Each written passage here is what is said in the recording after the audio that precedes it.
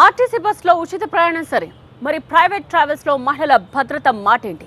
ఈ డౌట్ కు కారణం ఒక బస్సులో కామాంధుడి బరితెగింపు. ఎస్, ఆ బస్సులో 36 మంది ప్రయాణికులున్నారు. అంతమంది ఉన్నా కూడా స్లీపర్ కోచ్లో అఘాయిత్యానికి పాల్పడ్డాడు ఒక కామాంధుడు. క్షేమంగా గమ్యం చేర్చాల్సిన డ్రైవరే ఈ దాష్టికానికి పాల్పడ్డాడు. కాస్ల కక్కుర్తి తప్ప ప్రయాణికుల సేఫ్టీని పట్టించుకొని ట్రావెల్స్ మాఫియా కామాంధులకు స్టీరింగ్ అప్పగిస్తోందా?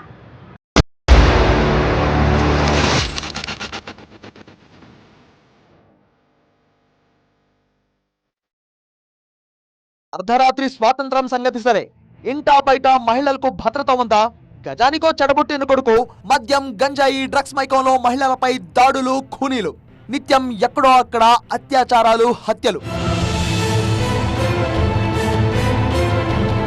మంచిగా పలకరిస్తారు, చాలా నైస్ గా మాట్లాడతారు. వాడి మంచి అంతా వంచనని, వాడొక గోముఖ వ్యాఘ్రమని తెలుసుకునే లోపే దారుణం. కదిలే బస్సులో కామాంధుడి కండకావరం. నిన్న రాత్రి ఇదే రన్నింగ్ బస్సులో కో ప్యాసింజర్ పైన కో డ్రైవర్ అఘాయిత్యానికి పాల్పడ్డాడు. ప్రజెంట్ మనం చూస్తున్నాము హరికృష్ణ ట్రావెల్స్కి సంబంధించినటువంటి బస్సు ఇది. ఇందులో ఉన్నటువంటి కో డ్రైవర్ కృష్ణ అనే వ్యక్తి మొత్తం ఇదే టైంని అడ్వాంటేజ్ తీసుకునేందుకు అక్కడ ఉన్నటువంటి ఇక్కడ మనం చూడొచ్చు, ఇదే సింగిల్ బెర్త్లో యువతితో పాటు తన కుమార్తె ఇద్దరు కూడా పడుకొని ఉన్నారు. సో ఈ తరుణంలోనే ఇది ఇద్దరికి సరిపోదు అనేటువంటి ఒక నెపం చూపించి వాళ్ళ ఇద్దరిని కూడా ట్రాప్ చేసేందుకు ప్రజెంట్ మనం చూస్తున్నటువంటి 5-6 ఏదైతే ఉందో ఈ బెర్త్కి వాళ్ళిద్దరిని కూడా ట్రాన్స్ఫర్ చేశాడు. సో ఇద్దరిని కూడా ఇక్కడికి పంపించిన తర్వాత మధ్యలో తను వచ్చి ఇక్కడ అఘాయిత్యానికి పాల్పడ్డాడు. ఇద్దరి మీద కూడా ప్రైవేట్ ట్రావెల్స్ హ్యాపీ జర్నీ అని నమ్మకం కన్నా స్లీపర్ కోచ్ లో ప్రయాణిస్తే ఎప్పుడేం జరుగుతుందో అనే భయమే ఎక్కువ. పైన పటారం సూపర్ ఊపర్, లోన లోటారం సంగతి దేవుడెరక. రంగులేసిన డొక్క బస్సుల రక్త చరిత్ర అంతా ఇంత కాదు. ప్రైవేట్ ట్రావెల్స్ లో ప్రయాణం అంటే ప్రాణాలు గాల్లోనే. ఘోర ప్రమాదాలు, యాజమాన్య నిర్లక్ష్యానికి బలైన నిండు జీవితాలు కళ్ల ముందు రీళ్లు తిరుగుతాయి, ఇప్పటికీ కన్నీళ్లు తెప్పిస్తాయి. ట్రావెల్ బస్సులో జర్నీ ఎంత డేంజరో కళ్లకు కట్టే మరో ఘోరం కదిలే బస్సులో కామాంధుడి దాష్టికం.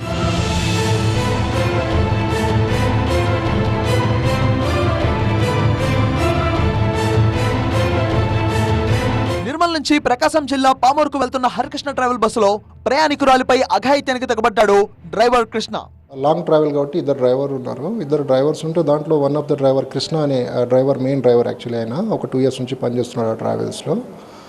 ఆ పనిచేస్తున్న క్రమంలో ఫస్ట్ నిర్మల్ నుంచి ఆ బస్సు పామూరు బయలుదేరాలి.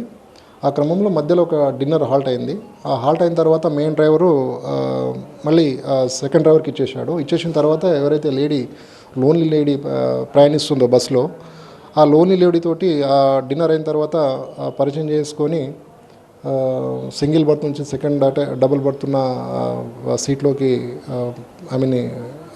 ఏదో క్రిమినల్ ఇంటెన్షన్ తోటి అక్కడ షిఫ్ట్ చేసేసి ఆమెను మాటల్లో దింపేసి అక్కడ సెక్షువల్ అసాల్ట్ చేయడం జరిగింది.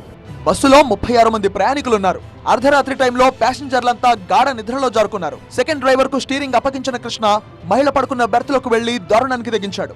ఆమె సింగిల్ బర్త్ చేసుకుంది. ఆమెకు సీట్ నెంబర్ 1 అలాట్ అయింది.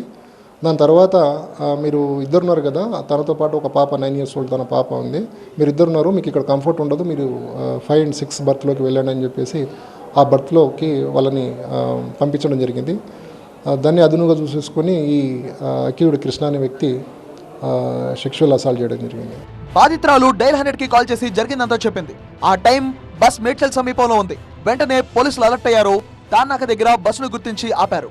అసాల్ట్ జరిగిన వెంబటే అక్కడ ఉన్న కో ప్యాసింజర్ అందరినీ కూడా లేపేసి వాళ్ళు సజెస్ట్ చేస్తే వెంబటే వాళ్ళ సాయంతో పోలీసులకు డైల్ 100 చేయడం జరిగింది. వెంబటే మా పోలీసు వారు ఉస్మానియా పోలీస్ స్టేషన్ పోలీసు వారు వచ్చిన వెంబటే ఒక 2-3 minutesలోనే ఆ బస్ని అడ్డగించేసి ఆమెని కాపాడడం జరిగింది.